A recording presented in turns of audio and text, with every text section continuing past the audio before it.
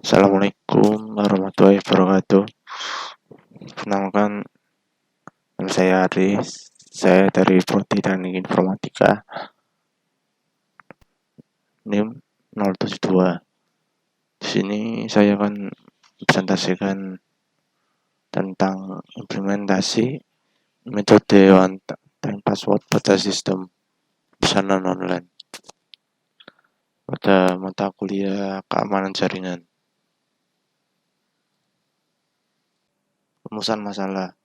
Masalah lain yang juga muncul dan sering merupakan adalah banyaknya user yang menggunakan perangkat yang tidak aman dalam melakukan proses login. Beberapa contohnya yaitu melakukan suatu transaksi dan perdagangan barang secara elektronik, pelayanan pemesanan, reservasi, helping, atau serta lainnya, dan segala bentuk informasi yang dilakukan secara elektronik. Misalkan penggunaan komputer di tempat publik seperti bandara, perpustakaan umum, dan warnet. Meskipun telah memanfaatkan jaringan yang aman sekalipun, namun password akan dapat terbaca oleh komputer yang telah terpasang perangkat lunak keylogger. Solusi yang ditawarkan yaitu adalah semua masalah tersebut tentunya dapat diatasi dengan berbagai cara. Salah satunya dengan menggunakan two-factor authentication atau TFA. Atau secara umum dikenal sebagai faktor autentikasi, merupakan sistem keamanan yang terdapat di beberapa aplikasi yang umum diketahui dan dapat digunakan berdasarkan dengan kebutuhan penggunanya. Two-factor authentication atau TFA merupakan sebuah metode autentikasi pengguna di mana dua faktor atau dari empat metode autentikasi yang bersifat independen akan digunakan dalam membuktikan adanya pernyataan bahwa sebuah entitas atau identitas itu asli. Lalu apa solusi yang akan ditawarkan? Yaitu dengan menerapkan sistem keamanan yang paling sering digunakan pada metode autentikasi adalah kata sandi yaitu password. Salah satu metode untuk membangkitkan one time password atau OTP adalah time-based one time password atau TOTP.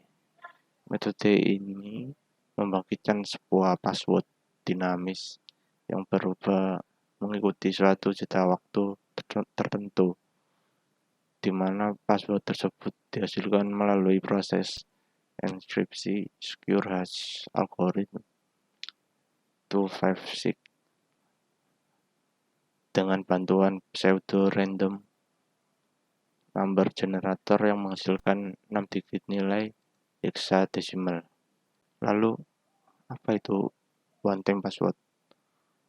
One time password terdiri dari dua kategori besar, yaitu OTP atau HMAC based OTP dan TOTP time based OTP.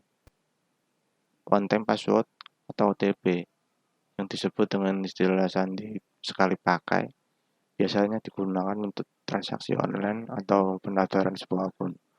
Hal ini bisa kita temui dalam saat kita daftar pada aplikasi belanja online dan login menggunakan nomor yang sudah terdaftar dan dikirim melalui SMS, melalui pesan di telepon. Kode OTP terdiri dari kombinasi nomor unik dan rahasia yang diperoleh secara acak, di mana kode OTP dimasukkan untuk keamanan dan OTP dianggap lebih aman karena perubahan password secara terus-menerus. Metode one time password adalah kata sandi yang valid atau absah dan dapat digunakan hanya untuk sekali sesi login atau transaksi saja pada komputer atau alat digital lainnya. OTP biasanya digunakan sebagai mekanisme autentikasi tambahan. Untuk itu, OTP sering disebut sebagai dua faktor autentikasi atau two factor authentication atau second factor authentication. Lalu, apa itu two factor authentication?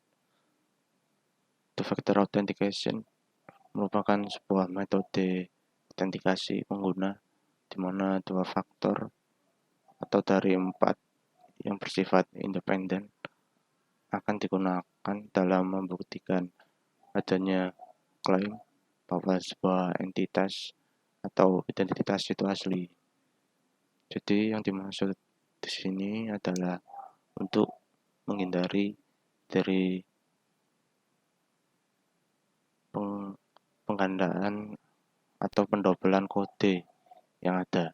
Jadi kode ini adalah kode sekali pakai dan tidak bisa dipakai berulang kali. Penggunaan two-factor authentication akan dapat mengurangi risiko seorang adversary dapat masuk ke sebuah sistem dengan menggunakan identitas pribadi individu. Karena selain harus mengetahui password yang kita gunakan, adversary juga harus mendapatkan informasi kedua yang bisa dihasilkan dari sumber yang berbeda. Lalu, apa itu secure hash algorithm 256? Algoritma SHA-256 merupakan algoritma hash dari jenis SHA-2 yang menghasilkan message di cache sepanjang 256 bit. Algoritma SHA-256 dapat digunakan untuk melakukan pengecekan integritas data, pembuatan digital signature. Prinsip dasar SHA-256 yaitu pembuatan message di cache didasarkan pada pesan dengan panjang maksimum 256 bit menggunakan message schedule yang terdiri dari 64 elemen kata, 32 bit, 8 buah variabel 32 bit, dan variabel penyimpanan hash 8 buah kata 30 bit, serta hasil akhir didapat message di cache sepanjang 256 bit. Berikut adalah skema dan alur proses mekanisme banteng password yang dimana kita lihat di sini memiliki simbol bangun data masing-masing yang memiliki makna tersendiri, yang dimana gambar oval ini yang berisi user menavigasi ke login page, yang artinya dalam flowchart gambar oval tersebut bernama terminator yang berfungsi sebagai permulaan atau memulai sebuah proses. Lalu turun ke gambar trapesium yang berisi user memasukkan login dan password, yang dimana dalam flowchart simbol ini berarti input masukan yang berfungsi sebagai proses input atau output data parameter informasi. Lalu turun ke bagian bawah lagi, yaitu user menyetujui isi dari form, yang dimana dalam flowchart gambar persegi panjang bernama proses yang berfungsi sebagai proses perhitungan atau proses pengolahan data. Lalu turun ke bawah lagi, di sini ada gambar bola ketupat yang di dalamnya bermakna apakah password ini benar. Jika benar, maka dia akan diproses. Jika salah, dia akan kembali lagi ke user memasukkan login dan password, yang dimana dalam flowchart itu sendiri gambar bola ketupat bernama decision atau berfungsi sebagai perbandingan pernyataan, penyeleksian data yang memberikan pilihan untuk langkah selanjutnya. Lalu, jika data itu benar, maka masuk ke dalam database. Kemudian lanjut ke bagian kedua, yaitu sistem menerima second factor dengan lambang trapesium yang berfungsi sebagai proses input lagi. Yang dimaksud di sini adalah proses input data. Kemudian jika tidak, maka akan dikembalikan ke form itu lagi. Kemudian jika benar, maka user memasukkan kembali kode OTP, kemudian pengguna mengklik tombol setuju. Jika OTP benar, maka OTP masuk ke database. Lalu kemudian akses disetujui. Selanjutnya yaitu hasil dan pembahasan. Dan nomor 1, skenario pengujian yaitu registrasi, pembeli, nama, alamat email. Hasil yang diharapkan adalah data yang digunakan pada form registrasi berhasil dimasukkan dan dapat digunakan kembali ketika login untuk kedua kalinya.